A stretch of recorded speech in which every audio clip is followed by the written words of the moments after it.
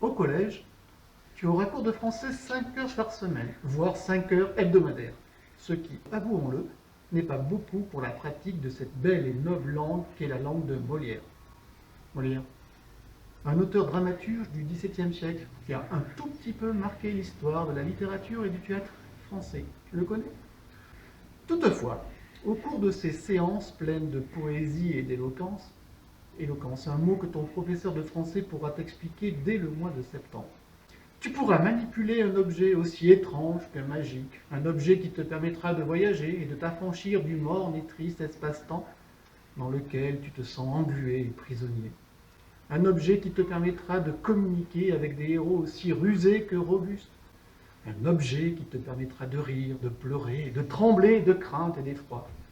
Un objet qui te conduira au doux pays des songes et des merveilles, surtout si tu t'appelles Alice.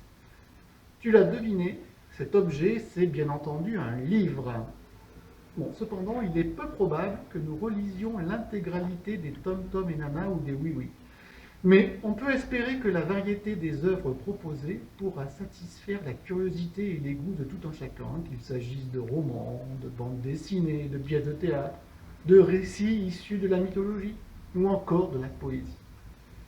Car en effet, que serait le monde sans poésie, si ce n'est une cerise sans son gâteau, une vache sans son veau, une oasis sans son chameau?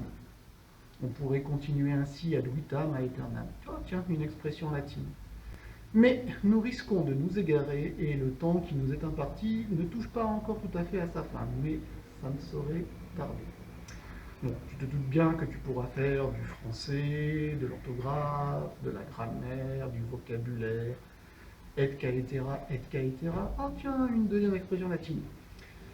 Enfin bref, nous nous retrouverons dès le mois de septembre et ce sera le moment pour t'expliquer l'évaluation, le matériel, tout ce genre de choses anecdotiques qui ne sont pas pressées pour le moment. Allez, à bientôt pour le cours de français.